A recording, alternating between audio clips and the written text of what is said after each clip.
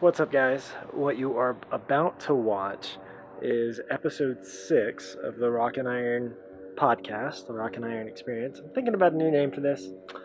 You should see what I'm holding the camera on right now. It's massive and very heavy. But the podcast. So we're talking to Erik Weihenmayer, John Orth, and Frank Sagona, who are all incredible athletes, have done incredible things. Erik is blind and has climbed El Cap a couple of times. He's also climbed Everest.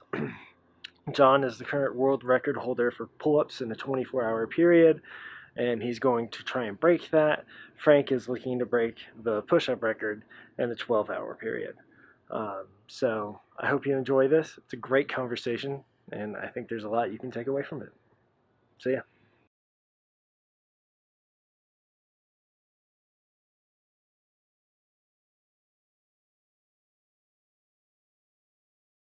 All right, welcome back. This is episode 6 of the Rock and Iron Experience. Today, I've got a treat for you. We've got a hell of a treat. We've got Frank, we've got John, we've got Erik. Frank is going for the pull-up record, Guinness World Record. What's the current record? Push-up, sorry. Push-up, not pull-up. The current record for the 8-hour is 14,000, and the 12-hour is 19,327. Oh, wow. Yeah. That is a lot of push-ups. That's a whole lot. Oh my God. The holder of them is the legendary one-time world fittest man, Paddy Doyle from the UK. Okay. Yeah. Okay. I've heard the last name. I don't know. I don't know of him, but I've heard the name Doyle. Frank wants to take over that role. Yeah. Yeah. I mean, you're partway there. By the looks of it, you're Yeah. on your way. Yeah, and with the 3 chin-up ones, it's like, I can make it strong case. I believe you. We got John Orth, who is currently the world record holder for the 24-hour pull-up. Is that right? Frank is doing push-ups. John is doing pull-ups. It's currently set at 7,600, which is your own record. This record was once held by the self-proclaimed hardest man on earth, David Goggins. Yeah. If you don't know David Goggins' story, YouTube him, Google him. The dude's insane. Which brings you to a certain level of insanity. Going for this, You have to have a little bit just to get into it. just a little bit. And what's the number you're trying to hit? I want 5 digits. 5 digits. Personally, I would be very happy with 10,000. And physically, I know I can do it. It was the last time I went for this, I had paced myself for 24 hours. And without ever having done it before, you don't really know how to pace yourself. So I learned so much from that first event. It was easy to sort of step back, look at what we did, retool, and now we're going for it again. I'm in the best shape I've ever been in. The number isn't, or my physical fitness isn't the limiting factor. It's other things like how well will your hands hold up? How good do you feel on race day? You know, you wake up in the morning. Is it your day or is it not? But overall, I've never been more ready for anything. I've trained extremely hard for this, and it's a complete obsession, 100%. Yeah. And what was your limiting factor last time? My hands. Your hands. My hands fell apart at about 15 hours, and at the 19-hour mark, the bulk of my hands inside my gloves basically degloved, meaning the skin let loose on my entire hand, and it was pretty awful. I kept going for a while longer, and then just decided, you know what, we got the record. Let's move on and learn from this, and we stopped a few hours early. And I was always a little disappointed because even in my last sets, I was doing sets of 10. Like, I felt great. Yeah. My hands fell apart. But I've learned a lot. I'm keeping those secrets to myself. And for now anyway. And then I'll, we'll see. Like I said, I'm ready. Yeah. Yeah. But all honesty, people who may listen to this or who might be interested in it, I will back anyone who wants to go for a nutsy challenge like this. I will help you train. I will teach you how to do it. But after I get mine. Yeah. You gotta take care of you first. Yeah. And then you've got something, and then you can help other people. Yeah. No, because these things are meant to be broken. And if you can inspire one other person to keep going, that's what we're doing it for. So Excellent. Then we have Erik Weihenmayer. who is a legend of his own. He is the founder. Slacker compared to these guys. I don't know. I don't know. You have been on El Cap. You've climbed El Cap. You're the founder a couple times. Slacker. Now you're correcting me. I like it. Yeah. You're the founder of No Barriers. Mm-hmm. What's No Barriers' mission? What are you trying to do with No Barriers? Well, it started probably 15 years ago now. I went climbing. I'm blind, and I went climbing with a friend of mine named Mark Wellman, who's a paraplegic, paralyzed from the waist down. He does pull-ups up the rock face. And Hugh Herr, who's a double-leg amputee, he builds his own legs and feet of whatever size he wants to be able to fit into seams or cracks. Yeah. Length of leg, he can change it depending on whether he wants to be crunched up or longer. And the three of us climbed this beautiful tower, and it was like, I don't know, Mutant Ninja Teenage Warriors or something. Or Turtles. That's what I was trying to think of. It's been a while since I've watched that cartoon. But, it's a good one.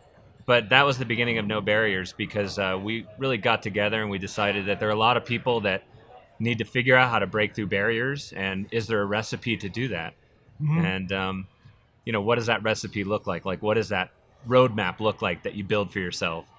So that's why when John came to me and said, hey, would No Barriers like to partner? We're like, of course, because everybody has challenges. Everybody's striving to break through barriers, whether they be personal barriers or whether they be world records.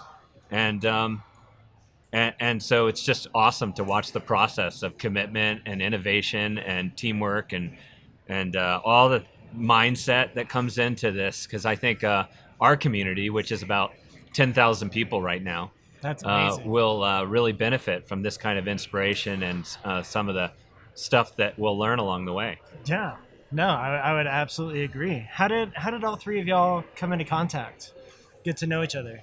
Frank can explain how we met. Yeah, so we didn't pay me or John the extra money to have our records confirmed within a week, so he did his in June. I did my 8, 12, and 24-hour chin-up in October. Yeah. But waiting on him to get confirmed took I think 11 months for me and 14 months for John. Oh, wow. So they both got confirmed at the same time. Yeah. And when I saw his name online and then Golden, Colorado, I thought, wait, did they get my name wrong? And singing? and it's pull-ups. I do chin-ups. And no, sure enough, the 2 world records are here in Colorado. And I said, well, I got to reach out. And so I'm on Facebook, and I think they were having a ski kickoff event where John was going to be having a pull-up challenge for people there. So I came up and just, sparks flew. It was just adrenaline and energy. And that's where I'd like to echo him. We started talking about doing a dual event. And then when he went and got Erik, it was just amazing, man, that we could put this together for a great cause, barriers. That's what we're breaking down. Yeah. And like Erik said, not just for world records, but just personal achievements each day, If we could set a standard. Everybody's got something that they have to overcome. Yeah. Not everybody's trying to be an athlete, but there's all sorts of things that can hold people back and get in their way. And people love athletes for the reason that they follow their dreams. They go after things. There's something just ascending and aspirational about that. Yeah. And it feels just almost spiritual being able to do a dual event. Yeah. Think of who we could inspire by pushing each other for each other instead of being rivals against each other. You know what I mean? We'll make everybody better. But I'd also like to echo John on, anybody that wants to know anything, I'll help any way I can. Yeah. I'd like to see records get broken. If I did this not starting till 30, my routine, imagine if somebody wanted to about 18 or 19 years old, where they could take it. I'd be more honored to see them take it to another level than I'm about to take it to. So you didn't start your training routines until you were 30? Correct. I just being a stay-at-home dad was between my children's nap times. I would just do an hour. And what better thing than push-ups and pull-ups one day. And you could throw them on your shoulders. Get a little extra weight going on. And exactly. I started at almost 40. Yeah. There's 1 and 2 barriers right there. Yeah, a lot of people. Exactly. I was the nerd when I was a kid. I built computers. I was the smart kid in class that got paid to take other people's tests. I didn't start getting in shape until I was 22 and went to university, and then I broke my back, and then I got back in shape when I was 27 after that. Huh. So, I mean, age is just a number, and whatever we're trying to overcome. That's amazing. That's awesome. Yeah. And then how did Erik come into play? I actually met Erik almost accidentally one day. I was climbing, and you were climbing with Connor, I think on Yep. Connor's first day in the gym. Yep. And I went over just to chat and say hi. And we started talking, and we climbed a couple of times here and outside. Yeah. We've known each other now for a couple of years. Excellent. John excellent. puts up the hard routes for me. Yeah. Yeah. And lets me follow him sometimes. Hey, sometimes we all need a little hand. Yeah, exactly. You can't hate on that. Uh-huh. Erik, what got you to go after El Cap and the other insane climbs that you've done? Like, what's pushing you? Well, I think, like everyone just told a no barrier story. So I think we all have one. And I have one, which is I went blind when I was a teenager. My brothers were athletes, and I didn't know what I could do. I didn't know what my life was going to look like. And I just thought I'm going to try a bunch of things and try to fight my way out of this sort of prison that I'm finding myself in. Mm-hmm. And so I joined this club of blind people that would go out and do fun things: horseback riding, canoeing, tandem biking.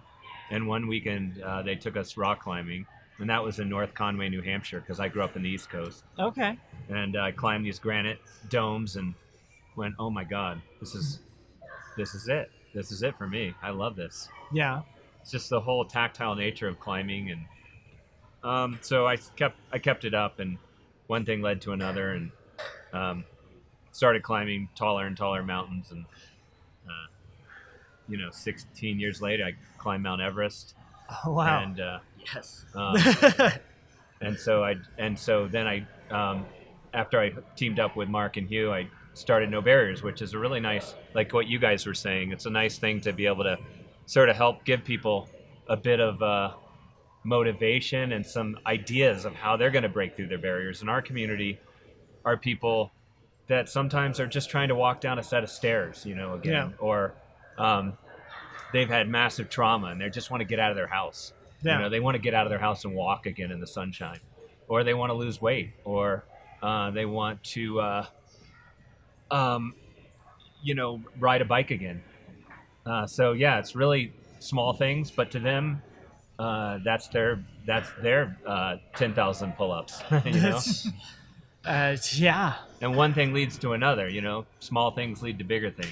Yeah. What happened to cause you to go blind? Was it a degenerative thing, or was there Exactly. an It was incident? just a genetic disease that I was born with. It was just like a fluke of nature. Yeah. Yeah. So nobody in my family had ever been blind or anything. So I just happened to get some missing gene, Yeah. or a combo of missing genes or defected genes. So I went blind over middle school and blind my freshman year in high school. Oh, wow. Yeah. And then you just had that inner fire to say, look, this is the hand I was dealt, but it's not going to define my life. Well, I think it's like these guys. It's not like you're trying to make a big, giant statement. You just want to have fun and adventure in your life, So that's Okay. what it started out as. You Excellent. didn't want to. It's way more fun to strive in the mud and bleed a little bit than it is to sit in the corner, Yeah, feeling sorry for yourself. absolutely. Yes. Well And- said. And so we're doing the dual event. We're going to have both of you here chasing your records on September 15th. Starting on the 14th. Starting on the 14th. 6 a.m. on the 15th. Okay. Maybe 8. I don't know if I get enough sleep. No, we start on time. Yeah, no. Everything starts I'll be on starting- time. There are no delays here. At 6 p.m. Friday night. Friday night. Yep. Going to 6 p.m. Saturday night. Saturday night. We're going to be down in the workout center, Earth Treks Golden. So, I mean, aside from being able to produce media and being able to tell this story on the internet, which is where, everybody is, so we'll be able to reach everybody, people are actually going to be able to see you struggling through and going after what you're doing. Oh, absolutely. And to expand on that a little bit, not only is that almost rule number one, it must be public, it must be within view of the public, it must be accessible to the public to make it official. Yeah. I wouldn't want to do it any other way. You really get inspired by all the people coming in, even the ones that just look through the glass at you like you're a weirdo. Yeah. And that, if anything, that pushes you even harder. But it's great. The last event, we had 50 to 100 people here at all times. They were there helping me, encouraging me. There was a former Olympian who quickly jumped in on my crew to help, wrap my hands with tape. Oh, wow. She was an expert, and we just had so many people, actually 2 former Olympians now that I was thinking of it. That's amazing. And then, just the amount of help you get, the encouragement. And then at the end of it, when I was really falling apart, and mentally you just don't want to keep going, you've already sort of reached your goal and you're starting to lag a little bit, we actually had, very oddly, no one started it intentionally, a line started to form that actually went all the way out the door with people who wanted to get their picture taken with the guy who just did the pull-up thing, and so I'm still doing my sets, I'm still on the bar every 40 seconds, every minute, whatever it was, and there was 20, 30 people deep who wanted to just get on the bar and do one pull-up and get their picture taken and then jump off. And it was so incredibly amazing. And then the very last person online, and I unfortunately don't know her name, but she was, if I remember right, like 8 years old or something. Oh. And her dad comes up to me, or might have been, I don't remember. It's been 2 years now. You were kind of delirious. A little delirious. Came up to me and said, she was here when you started and she came back to see you finish and she wants to do pull-ups with you. And I'm like, oh, great. Like, okay, last person online, I can do a few more pull-ups, right? So we'll do them together. My clock is still ticking anyway. So this little girl gets up on the pull-up bar and I'm like, all right, I'm going to do them with you. Let's go. And we start doing them together. At my 5, I let go of the bar. She does 10 or 11 pull-ups. And I'm like, oh no, I can't keep up with her anymore.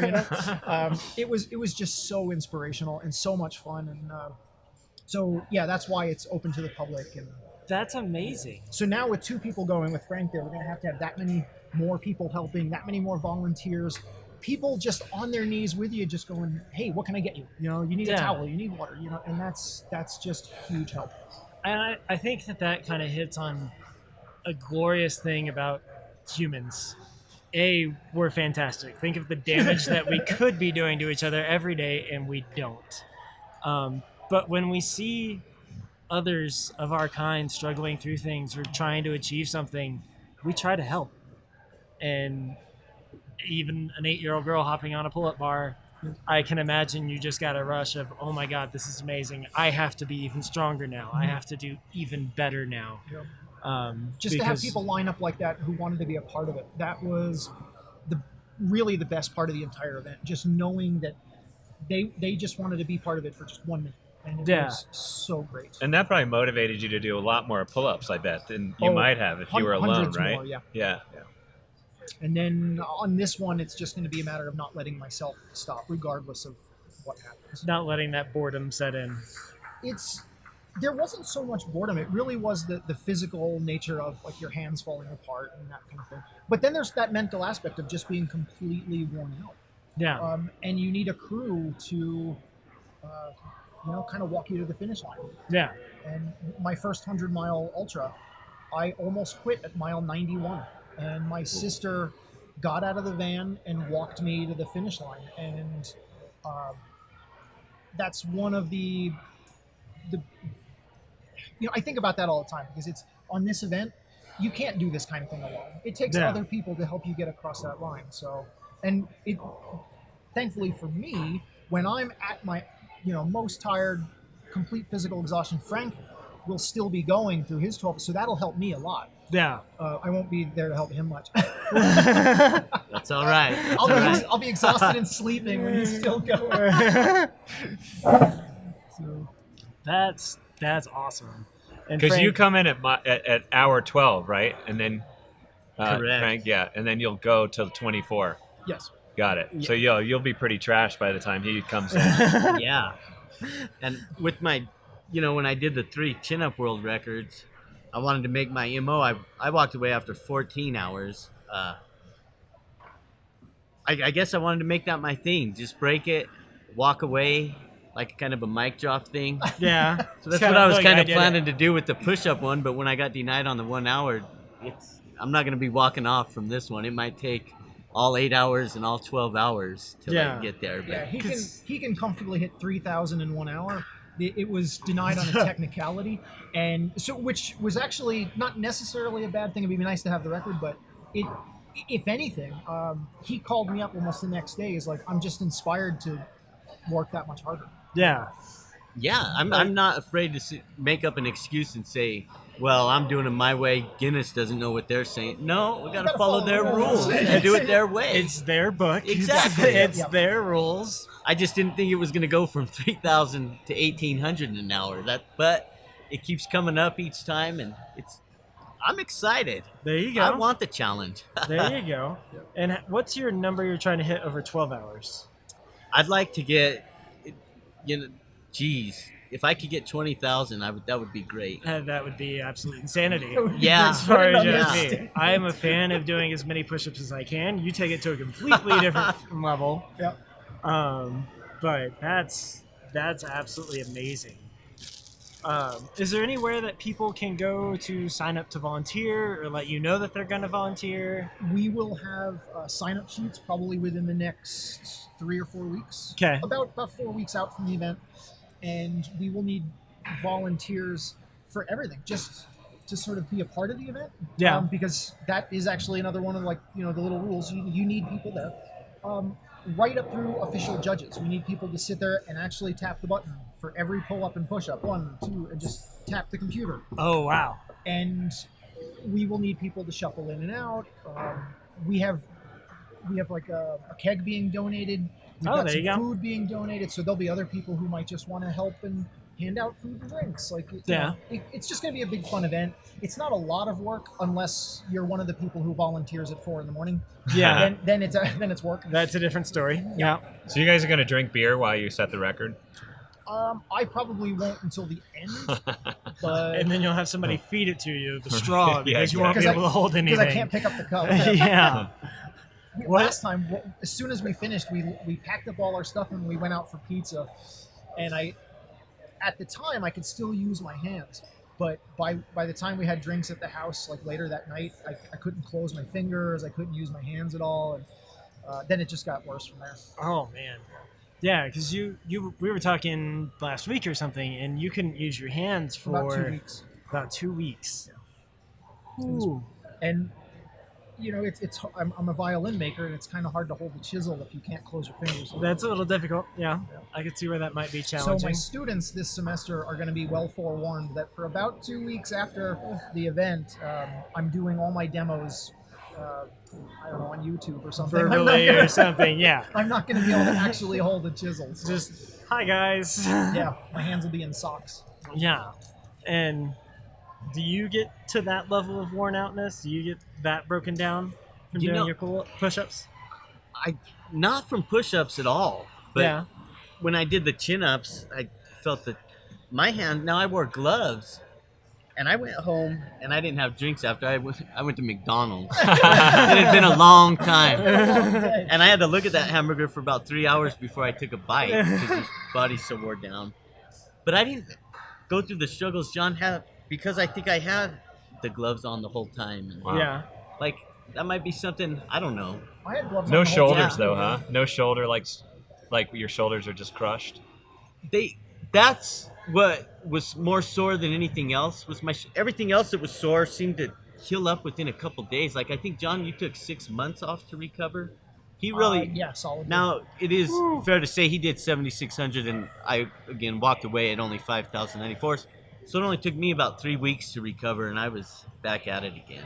Yeah, it was probably those last 4 hours for me. Oh that- well, that of did me course. in, Yeah, if I would, I'm sure I would. Because have you've to take already that hit long. your limit, And then you're gone pushing past it. it, hit another limit, gone past it, and then You just repeat tear your that muscles 6 or apart. 7 Yeah. more times. Yeah. It's a sacrifice. Yeah. You really are. You're doing something to your body doesn't want to do, and you have to want it. You have to really, really want it. Yeah. So, Everything in your body screaming, what the hell are you doing? Stop. Both these records, not the push-up record. That's an old elite number. The push-up and chin-up has been very well contested over the last few years. And the numbers are now at that point where it's out of the realm of the casual observer. You're not going to just be in good shape and go for 8,000 pull-ups. That's just not a thing anymore. Whereas you could probably be in really good shape and go for those earlier records 2 or 3 years ago, well, 3 or 4 years ago. But now you need to dedicate yourself to it. We have gotten to that point. And I'm hoping that hitting the numbers we want to hit, if I can get beyond 10,000, that the next person will dedicate 2 years of their life to breaking this record. Yeah. You know? And that will push me to then turn around and take it back. Always. I love that. You're just playing catch. Like, you go ahead and get it, and then I'm going to come get it back from you. Yeah, go ahead. You can have it for a week. Yeah. No, I'm just kidding. It's just constantly ready. Just this might be the last one. It's been really difficult to stay motivated for this kind of singular training for so long. And it's exhausting mentally. And, I can imagine. Physically, I feel great, but mentally, it's time to. You feel like anyway, it's time to move on, but you never know until the day after the race. Yeah. After the race, you're always back online looking for the next race, and so who knows? Or at least maybe it's where Erik will comes in. He'll inspire me again to go do something big. In my experiences in my races, it's been like 48 hours. So that next day, I'm like, just give me food and let me lay around. I don't want to do anything. Erik, where could people go if they wanted to support No Barriers, learn more about it? What all do you guys have going on? NoBarriersUSA.org. Yeah, Okay. and people want to learn more, they can go to the website. And we have programs, hundreds of programs for youth, for veterans, for people with physical, emotional, all kinds of challenges. And then we have a big event each year. This year it's actually going to be in New York City. It's called our No Barriers Summit. We're going to be in Manhattan, and we'll have about 5,000 people all that's celebrating fantastic. this No Barriers spirit. So When is it? maybe we'll have to get you guys out to celebrate with us in Absolutely. October 4th and 5th in Manhattan. You guys could do some pull-up and push-up clinics with our community. There I you go. won't be able to move. Yeah, It's exactly. only 2 weeks, 3 weeks. 2 weeks afterwards, yeah. I would be honored to try to be a part of it. But Yeah. Yeah, I don't know what I'll physically be able to do. That would be amazing. And actually, it's crazy that you're here. A couple of weeks ago, my company produces media for lots of small businesses and medium-sized businesses in the Colorado area, and I was actually helping the Range of Motion Project out with some of their stuff. And they're a nonprofit that builds prosthetics for underprivileged people in Awesome. Guatemala, Ecuador, and all that sort of fun thing.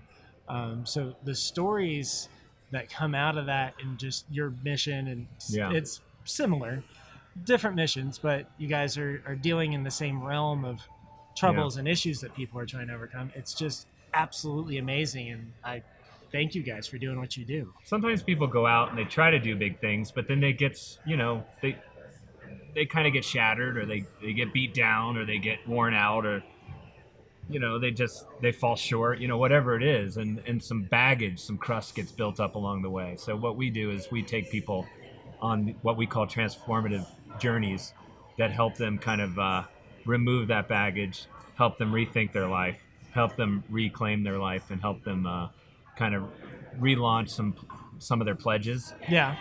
To be the best version of themselves, and to kind of think about the purpose of their lives. So that's why it's such a perfect fit with what these guys are doing. It's so perfect because you guys are sort of the embodiment of No Barriers. You guys live the message that we're trying to help our community live. In fact, we're not being seen, but I have this No Barriers flag. It's not to be held with care. It's a flag, and it says No Barriers on it, and we have people on our programs write their pledge on this flag. Oh, wow. And it becomes kind of a symbol of their motivation to achieve this thing. And so I thought I'd hand this to you guys. You could hang it on the wall where you guys are training, where the world record will be set. And you could write your pledges on this and sign them, and kind of look at it as motivation. I'll hand it to you, John. Absolutely, that's awesome. That's amazing. Honored for that. Thank you. Cool. Well, excellent. So just to recap, starting September 14th at 6 p.m. Correct. at Earth Treks Golden, going into September 15th at 6 p.m. John will be starting it on the 14th. Frank will be starting on the 15th. I think we know who the slacker is. Yeah. Guilty once again. We're doing it for all sorts of reasons, as you've heard discussed here. Go to No Barriers, check him out, see what you can do to help out. Follow John on Instagram. Frank, do you have an Instagram as well? No, I've never done a cell phone, but I do Okay. do the Facebook with the computer. Okay, well, what's your Facebook? Just Frank Sagona. He's Frank Sagona? Sagona on Instagram as well. Oh, am I? Yeah, remember we did that last time you were here. Yeah, I've gone through life without a cell phone. It's one of my, I think, advantages as well. Yeah. What are your no barriers pledges? Yeah. Well, yeah, there you go. I'll help get them situated. Don't worry about it. Yeah. Look for us, we're there. But yeah, we're going to be doing a few more things throughout until we get up to the actual event. So keep a lookout on Earth Trucks, John Orth, and Frank Sagona. We're going to get this done, and it's an honor talking with all three of you guys. Thank you so much. Yeah, that was really Cool. fun. Have a great day.